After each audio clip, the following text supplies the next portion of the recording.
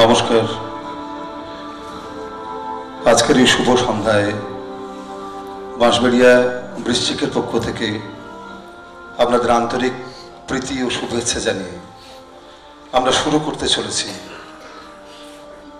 সোফোক্লেস বিরচিত Greek tragedy আন্তিগোনে।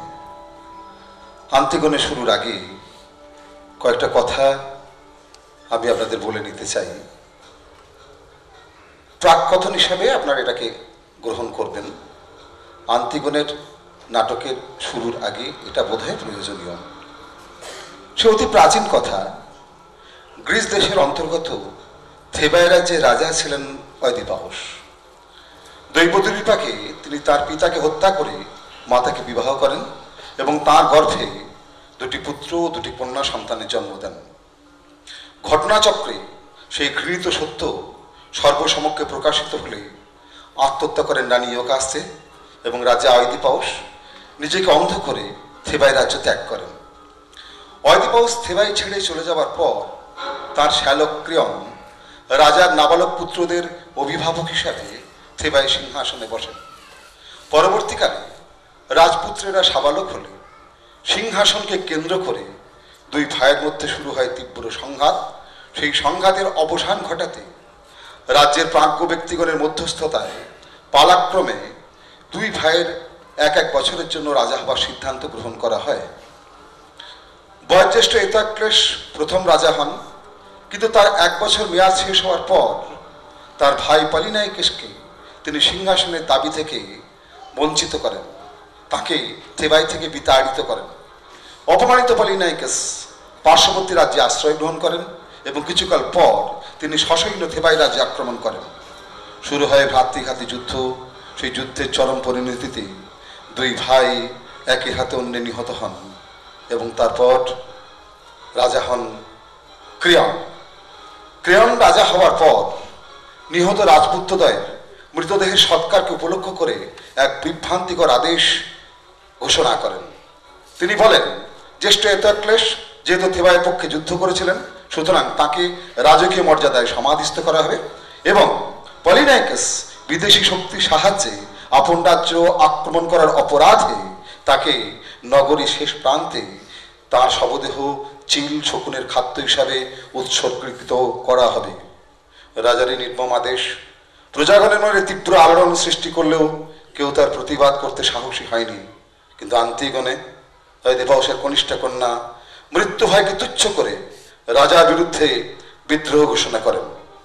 আজ থেকে 2500 বছর আগে মহাজ্ঞানী সোফোক্লেসের এই কালোজয়ী ট্র্যাজেডি আজ বৃশ্চিকের অভিনেতা অভিনেত্রীগণ এবং কলাকুশলীগণ অন্য আঙ্গিকে তাঁদের নিজস্ব ভাবনায় আপনাদের সম্মুখে উপস্থাপিত করতে চলেছে তাপস মুখোপাধ্যায়ের নাট্য রচনায় ও নির্দেশনায় আন্তিগোনে। শুরু হচ্ছে নাটক আন্তিগোনে।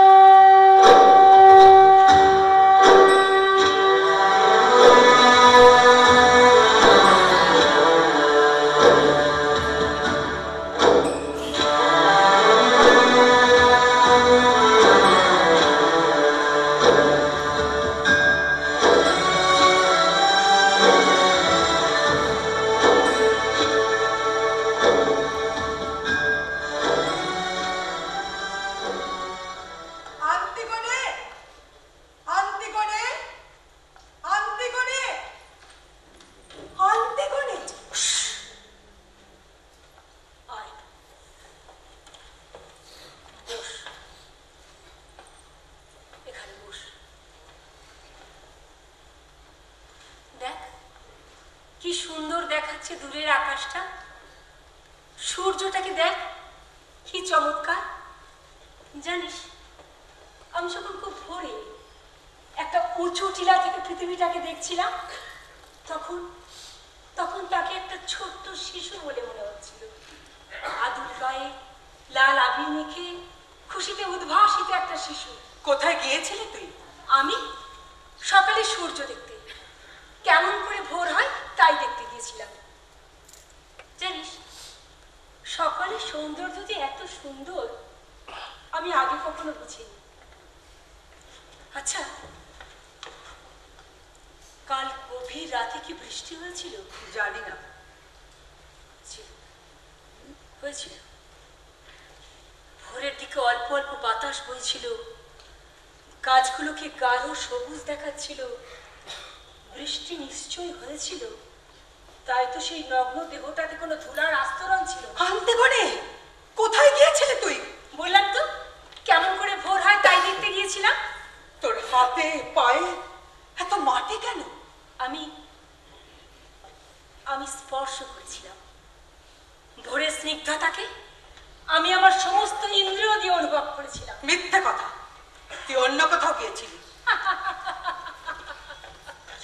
ও বিষারে না, অন্য কোনো কাজে, যেটা গোপনীয়। অন্তত আমাকে জানাতে চাস না? এমনটা ভাববার কারণ? কারণ কাল ভোর হবার অনেক আগেই তুই প্রাসাদ ছেড়ে বাইরে গিয়েছিলি। রাজা ক্রেওনের প্রহরীরা কত সজাগ তাই দেখতে গিয়েছিলাম। হেয়ালি রাত্রে তোকে বিছানায় না দেখে ভেবেছিলাম তুই ছাদে আছিস। আমারও ঘুম আসছিল না, ভেবেছিলাম তোর সঙ্গে গল্প করে রাতটা কাটিয়ে দেব। কে দেখলাম তুই নেই। ভাবছিলাম কাউকে ডাকবো কিনা। দেখেছিলি? না। ভালো, খুব ভালো। শোন, আমি একটা বিশেষ কাজে গিয়েছিলাম। কি এমন কাজ আন্তিগণে, চারজনে গভীর রাত্রে কাউকে কিছু না জানিয়ে প্রাসাদের বাইরে যেতে হলো? ইসমেনে, বলতে পারিস ইসমেনে, আর কতদিন আমাদের ভাগ্যের হাতে ক্রিয়ানক হয়ে থাকতে হবে? কত দুঃখ, কত অপমান সইতে হবে আমাদের? হায় অয়দিপাউস, কতদিন শুধু বিষবৃক্ষের ফল হয়ে বেঁচে থাকবো আমরা? কি হয়েছে আন্তিগণে? কি ভাবনা নিয়ে তুই এত চিন্তাক্লিষ্ট? কোন কাজের ভারে এত উদ্বিগ্ন তুই? লক্ষ্মী বলতি আমার, তোর সব কষ্টের ব্যথা একা বয়ে নিয়ে আবার ব্যথার ভার দিতে বাড়িয়ে দিস না। আমাকে বল তুই, তোর কষ্টের ভাব আমাকেও একটু নিতে দে। পারবি আমার পাশে থাকতে? যে কাজ আমাকে করতেই হবে তুই সাহায্য করবি তাকে সুষ্ঠুভাবে সম্পন্ন করতে? নিশ্চয়ই করব। রাজা অয়দিপাউস, আমাদের দুর্ভাগ্য পিতা অয়দিপাউস আজ আর নেই। আমাদের হতভাগিনী মা ইয়কাস্তে নিজের চরম লজ্জা ঢাকতে নিজেকে খুন করেছেন। ছিল দুই ভাই, তারাও ক্ষমতার লোভে আত্মঘাতী যুদ্ধে একে অপরের হাতে প্রাণ দিয়েছে। আজ আমাদের আত্মীয় বলতে আর কেউ জীবিত নেই। শুধু তোর জন্য আমি, আর আমার জন্য তুই। আর সকলের অপমান কটূক্তি সহ্য করার জন্য আমরা দুজন বড় নির্লজ্জের মতো বেঁচে আছি। হান্তিগুনে এখন আমার কাজে সকলের আগে তোকেই তো ছুটে আসতে হবে। তোর প্রয়োজনে আমি ছাড়া কে তোর পাশে দাঁড়াবে বল? ইসমেনে, এখন কোনো আবেগ নয়, ভীতি নয়, সবকিছু ত্যাগ করে আমাদের এক দুরূহ কর্তব্য সাধন করতে হবে। পলিনাইকেসকে সমাধিস্থ করতে হবে। হান্তিগুনে, কি বলছিস তুই? রাজা ক্রেওন? জানি রাজা ক্রেওন। আমাদের দুই ভাই আত্মঘাতী যুদ্ধে প্রাণ দেবার পর বর্তমানে থেবাইয়ের রাজা, হ্যাঁ, তার আদেশ। ইতোক্লেসের মৃতদেহ তারই আদেশে রাজকীয় মর্যাদায় সমাধিস্থ করা হয়েছে। আবার তারই আদেশে ভাই পলিনাইকেস, মৃত পলিনাইকেস সম্পূর্ণ নগ্ন দেহে কঠিন ভূমিশয্যায় শায়িত। দিনের আলোয় তার মাথার উপর শকুনের তীক্ষ্ণ প্রহরা, আর রাত্রে তাকে কেন্দ্র করে শিয়াল কুকুরের তীব্র সংঘাত। জানি আন্তিগণে, জানি নতুন রাজার আদেশে তার মৃতদেহ এভাবে চিরতরে বিলীন হয়ে যাবে। বীর অয়দিপাউসের বীর পুত্র পলিনাইকেস হবে চিল শকুন শিয়াল কুকুরের খাদ্য? অসম্ভব, আমি তা হতে দেব না। কি করতে চাস তুই? সমাধিস্থ করতে চাই।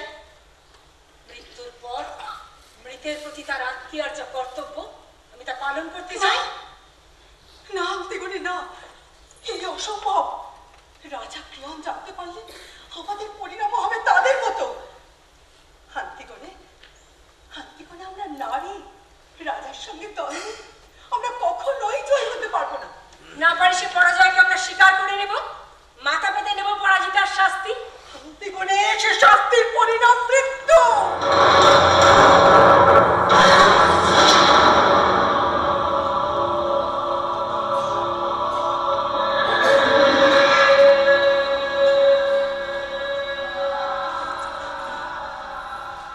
মৃত্যুকে তুমি ভয় করো? জানি না, আমি জানি না। আমি শুধু জানি এমন শক্তি আমার নেই যা দিয়ে আমি রাজ শক্তিকে অবহেলা করবো। বেশ, তাহলে থাক, প্রয়োজন নেই তোমার সাহায্যে। একা, আমি একাই করবো আমার যা করণীয়। করতে আমাকে হবেই। মৃত্যুকে ভয় নেই আমার, তবু মরতে চাই না। রাজা অদিপাউস একাধারে আমাদের ভ্রাতা, একাধারে পিতা।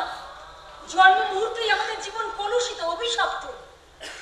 যখন সকলে সে ঘৃণিত জন্ম বৃত্তান্ত জেনেছে, তখন থেকে শুরু হয়েছে আমাদের প্রতি ঘৃণার বাণবর্ষণ। অপমানের গড়িত লাভা থেবাইয়ের প্রত্যেকটা মানুষ প্রতি মুহূর্তে ঢেলে দিয়েছে আমাদের শরীরে।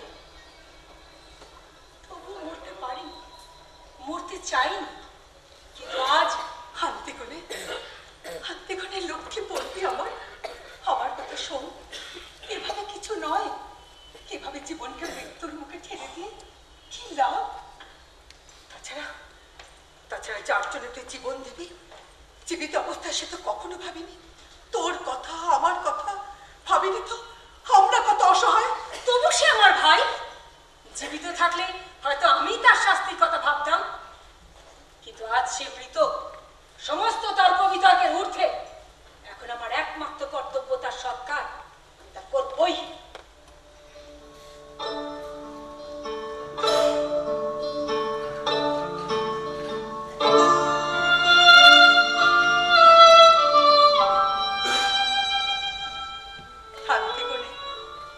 আমি জানি তোকে বাধা দেবার মতো ক্ষমতা আমার নেই। তোকে তো খুব ছোট থেকে চিনি আমি। তোর প্রতিজ্ঞা থেকে তোকে বিচ্যুত করবার ক্ষমতা হয়তো সঙ্গে অ্যাপেন্ডনেরও নেই। তবে একবার ভাব, ভেবে দেখ, অসুখী দুটি ভাই আমাদের একা ফেলে নিজেরাই নিজেদের হাতে প্রাণ দিয়েছে। এখন তোর পরিণতিও যদি তাদের মতো হয়, তাহলে আমি কি করব? কি নিয়ে বাঁচবো আমি? তাছাড়া আইমান, তোর প্রিয়তম আইমান, তার কথা তুই ভাববি না? তোকে হারিয়ে সে বাঁচবে কেমন করে? তার প্রতি কি তোর কোনো কর্তব্য নেই? দোহাই দিদি, আমাকে তুই দুর্বল করে দিস না। আমার পাশে থাকিস বা না থাকিস, আমাকে বাধা দিস না। তুই চলে যা, তুই চলে যা। আমাকে একটু ভাবতে দে, একটু একা থাকতে দে।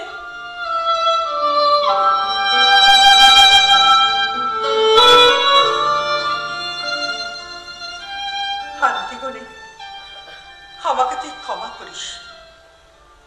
তুই যা করতে চাস তাতে আমারও সমর্থন রইল। কি অধিকার আছে রাজা ক্রেয়নের, যাতে সে এমন নিষ্ঠুর আঘাত হানতে পারে পবিত্র রাজা লাপ্তাক্সের বংশধরের উপর? এত স্পর্ধা তাকে কে দিয়েছে?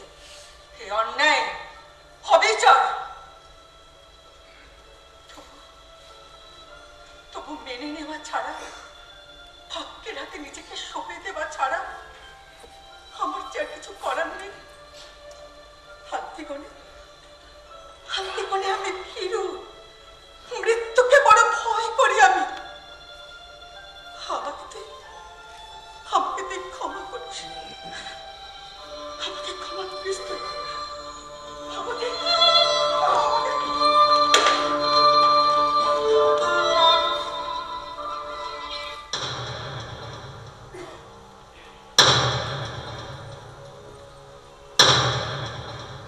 এবারের সমস্ত জনসাধারণ শোনো, মহারাজ মহামতি ক্রেয়ন এই মর্মে আদেশ জারি করেছেন যে দেশদ্রোহী পলিনাইকেশের অপবিত্র মৃতদেহ নগরীর উত্তর প্রান্তে শায়িত আছে।